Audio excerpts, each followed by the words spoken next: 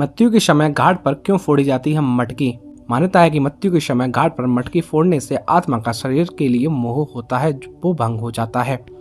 भारतीय संस्कृति में मुग्धाग्नि देने वाले व्यक्ति एक छेद वाली मटकी लेकर मृत शरीर के चारों ओर परिक्रमा करता है और उसके बाद वह मटकी फोड़ देता है।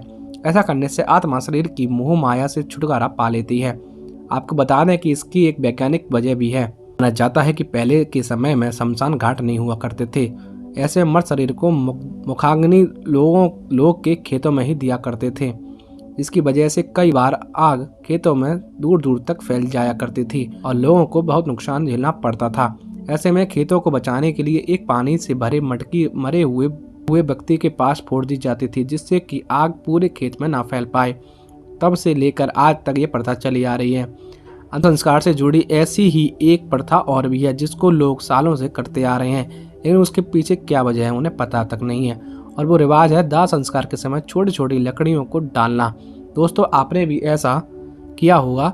जब मरे हुए व्यक्ति को मुखाग्नि दी जाती है तब सभी लोग उसमें छोटी छोटी लकड़ियां डालते हैं। इसके पीछे की वजह भी सालों पुरानी है। दरअसल पहले शमशान नहीं होते थे और लकड़ियों की भी कमी रहा करती थी, जिसकी वजह से अंतिम संस्कार में जाने वाले सभी लोग अपने अपने घर से थोड़ी थोड़ी लकड़ियां लेकर जाते हैं, जिससे वो उस परिवार की मदद कर सके जिसके यहाँ किसी की मृत्यु हुई हो। एक तरह से इसे लकड़ी दान भी कहा जा सकता तब से लेकर आज तक ये रिवाज किया जा रहा है। हालांकि अब शमशान घाट भी बन चुके हैं, वहाँ पर्याप्त मात्रा में लकड़ियाँ भी रहती हैं। क्या आपको दाह संस्कार से जुड़ी कपाल क्रिया के बारे में पता है? आखिर क्यों की जाती है वो? सबको मुखाग्नि देने के बाद बांस के डंडे से पर एक लोटा भरकर सबको सिर पर घी डालकर, जिससे सबकी खोपड़ी अच्छी तरह से जल सके। आप सोच रहे होंगे कि सबके सिर जलाने पर इतना जोर क्यों दिया जाता है?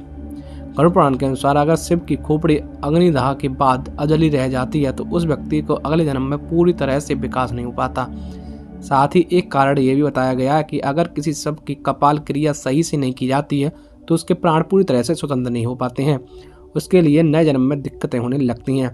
अब ऐसा तो कोई भी परिवार वाले नहीं चाहेंगे।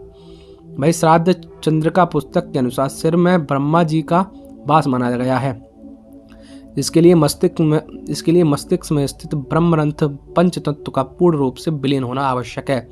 इसलिए कपाल क्रिया को अंतिम संस्कार की प्रक्रिया के खास महत्व दिया जाता है। यही कारण है कि सबके परिवार वाले अंतिम संस्कार क्रिया को पूरी तरह सावधानी से करते हैं। वैसे कहा तो ये भी जाता है कि मृत्यु के बाद और अंतिम संस्कार की क्रिया से पहले सबको 1 सेकंड के लिए भी अकेला नहीं छोड़ना चाहिए। लेकिन क्या आपको पता है ऐसा क्यों?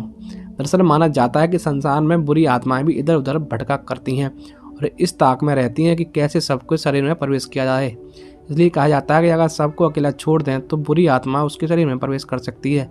साथ ही एक कारण ये भी है कि सबको अकेला छोड़ने पर उसके आसपास कुत्ते बिल्ली जैसे जानवर उसे नोच खाने की कोशिश कर सकते हैं, जो कि गरुड़ पुराण के अनुसार बिल्कुल भी अच्छा नहीं माना जाता है। इस वजह से कभी भी सबको अकेला नहीं छोड़ना चाहिए। इतना ही नहीं, कई बार सबके पास महक आने की वजह से मक्खियाँ मच्छर भी भनकने लगते हैं। ऐसे में ठीक होगा कि अगर आप सबके पास कोई 2 बत्तियाँ अगरबत्ती जला दें।